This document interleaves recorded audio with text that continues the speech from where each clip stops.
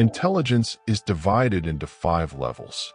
Most people live their life as pawns in the game of others, never rising above the first. However, intelligence isn't about grades, knowledge, or being smart. It's about surviving, gaining power, and influencing the world before it influences you. Fewer people survive as you go higher, until only a select few make it to the top, when you not only win the game, but also create it. Theory is not what these levels are. They are realities that people have experienced. Who rules and who obeys is determined by the latter. You'll see where you stand today. You can never unsee it once you've seen it. There is porn everywhere. You sit next to them in classrooms, work next to them in offices, and pass them on the street. They are the vast majority, the anonymous mass that makes noise all throughout the world but doesn't leave any mark on history. It is not a lack of competence that defines porn. There is a lack of consciousness.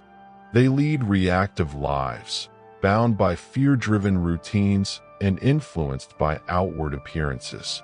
They confuse obedience for intelligence and survival for strategy. The porn assumes that his views are his own.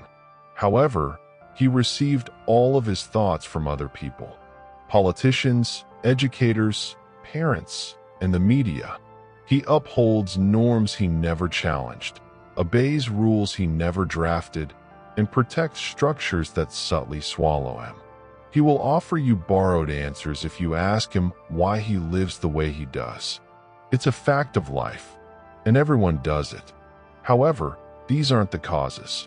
They are chains masquerading as reasoning. This was observed by Machiavelli millennia ago. The deceiver will always find eager victims since men are so naive and susceptible to current needs. Porn doesn't ask questions. He takes things at face value, confuses ease with freedom, and takes authority for truth. Being out of step terrifies porns. They laugh when others laugh. They dread what others fear, and they nod when others nod. They never understand that fitting in merely makes them invisible, instead confusing conformity with safety. Their whole identity is based on approval from others. The porn collapses when the crowd is removed. The porn is especially resentful of people who rise beyond it. Ambition, arrogance, and toxic independence are referred to as selfishness. Because strength reminds them of what they choose not to become, they shame strength, romanticize weakness, and exalt struggle.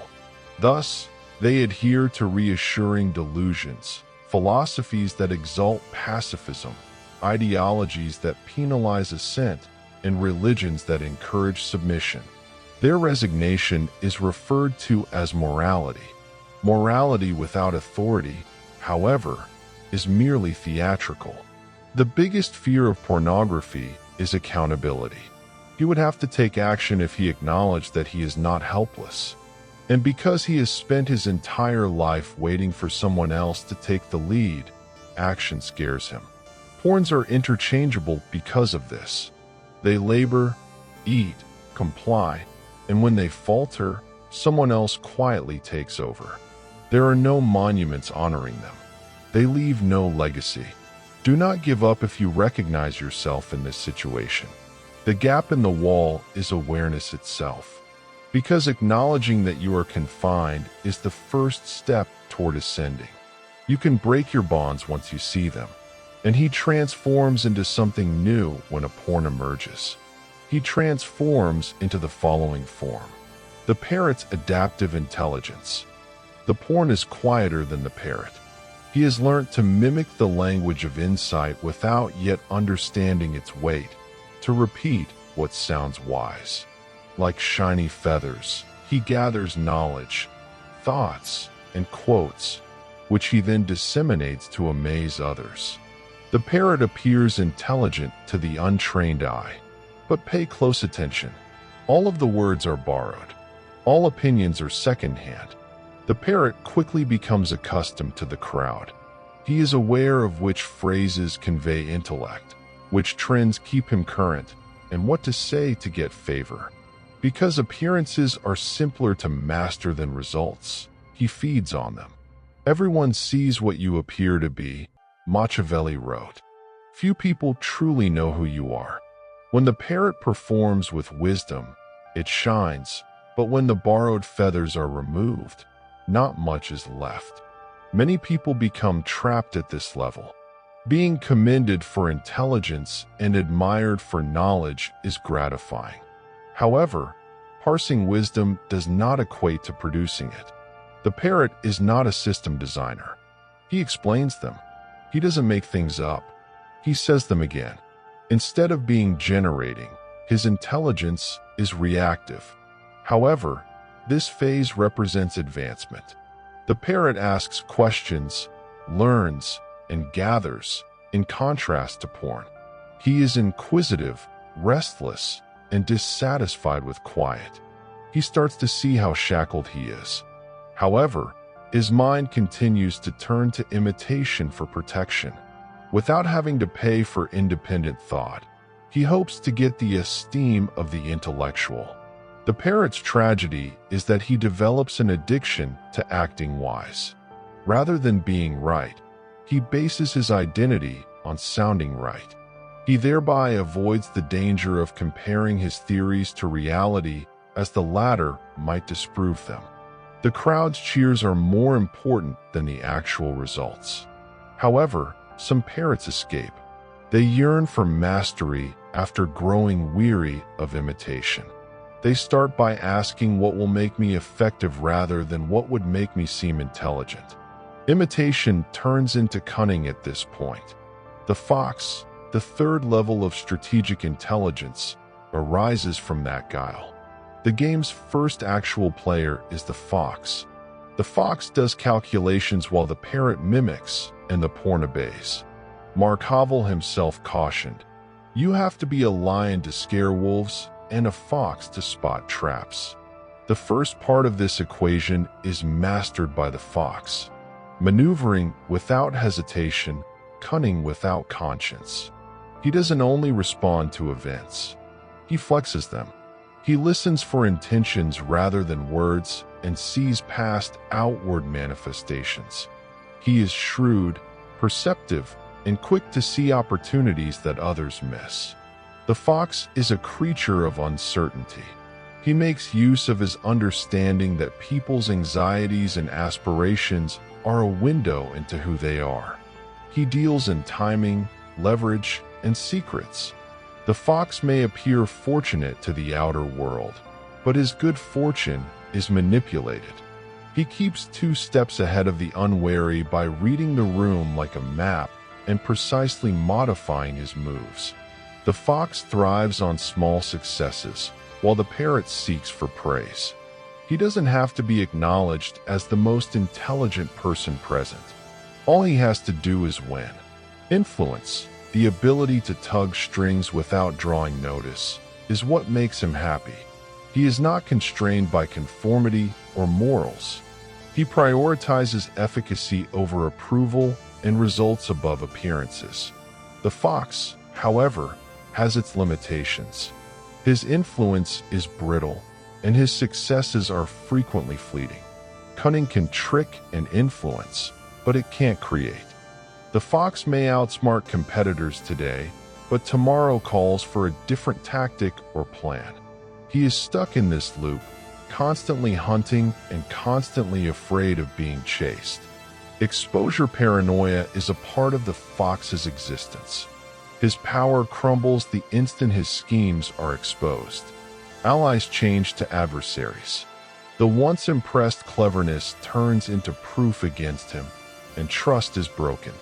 Though they are rarely trusted, intelligent men are respected. But the fox is required. In his absence, processes become stagnant. He innovates, disrupts, and reveals flaws that others miss. He teaches that using intelligence is more important than merely talking about it. But it takes more than cunning tricks to achieve ultimate mastery. The fox needs to develop techniques that last and think beyond short-term rewards if it wants to climb higher. Those who become weary of passing winds become something more. They take a step back, extend their field of vision, and start reshaping the battlefield as a whole. The Puppeteer, the fourth level of manipulating intelligence, rises from the fox's ashes. Tricks and temporary influence are no longer sufficient for the Puppeteer. In contrast to the fox, who has to be there in order to pull strings, the Puppeteer initiates systems that function even in his absence. He now understands that having rapid plans or brilliant lines is not enough to achieve true control. To get people to dance voluntarily, you have to pull the appropriate levers at the appropriate times.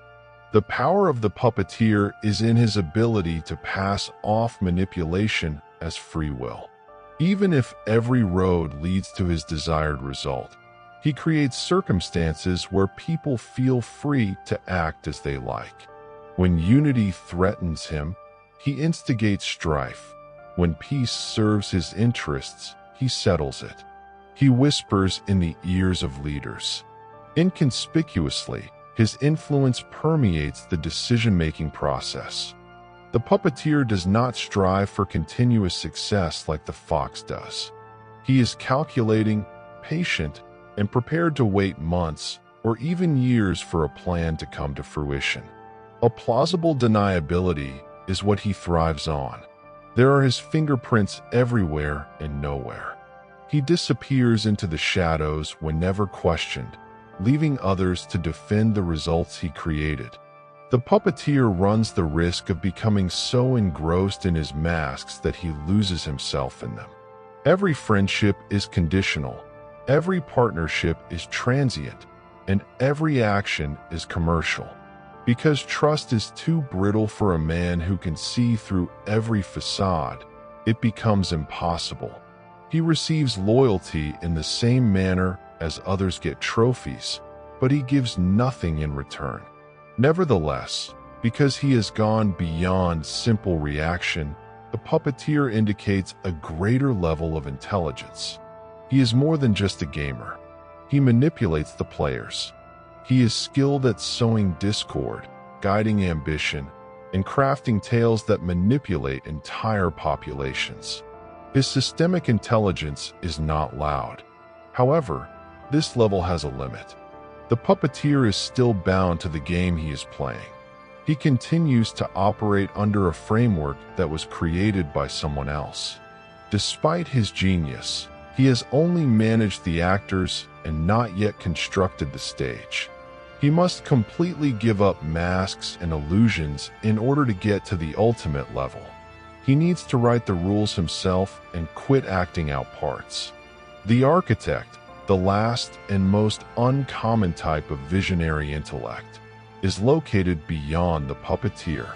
The rarest and highest sort of intelligence is that of an architect. He no longer only manipulates people or plays parts. Everyone else performs on the stage that he constructs. The architect designs the institutions, structures, and systems that influence how entire societies behave. He is not a personal intelligence. It's architectural. It endures beyond his lifespan and beyond his presence. The architect is aware that when authority is confined to a single person, identity, or moment, it becomes brittle. He thereby spreads his influence over laws, customs, organizations, and technologies. He is aware that while appearances can influence a crowd, only systems are enduring. The architect creates, the fox plots, the Puppeteer manipulates, the Parrot mimics, and the pawn obeys. The rules that others take for granted are written by him. The architect's detached nature is what makes him hazardous. He doesn't want praise or attention. He knows that being visible makes one vulnerable. Rather, he conceals himself within the structures he creates. Although his name may change, his structures, which drive decisions, shape society, and shape futures, remain intact. He is the unseen force behind centuries-old movements, businesses, and nations. The architect is brutal as well as visionary. He is aware that without sacrifice, discipline, and enforcement, no system can endure. He creates systems that uphold his ideas, incentivize loyalty, and penalize treachery. Control and influence don't satisfy him. He aspires to permanence, which necessitates transcending the ego. Seldom do they get to this point. Giving up ego, celebrity, and personal glory is necessary to achieve this. It calls for identity death and the readiness to disappear in order for your creativity to survive. It is not the architect's desire to be remembered. He insists that his design endures beyond his lifetime. The pinnacle of intelligence is this: to create the rules of play itself, not to win the game or control the players. And you see how tiny the lower rungs really are after you see this level. Because the architect creates reality while others vie for attention. I want you to do something now before we close. Write, "I will rise," in the comment section below. Say it. Put it in writing. Take it. For you, not for me. The number of us who refuse to stay porn will be shown in the comments. Additionally, as you write it, you are deciding to start the ascent and move past imitation, reaction, plans, and masks. There is nothing abstract about these 5 levels. They are options. You disclose your status as a porn star, a parrot, a fox, a puppeteer, or an architect every day. Additionally, you can advance daily. Talent has no place on the ladder of intelligence. It involves consciousness, bravery, and action. Keep this in mind. The majority of individuals will survive and pass away without ever recognizing that a game was being played. However, you have already seen the map. You can't avoid seeing it. Will you rise, is the question. The architect develops, the puppeteer manipulates, the fox plots, the parrot mimics, and the porn obeys. Which one are you turning into? Please leave your response below. Remember that the game is real and has already started.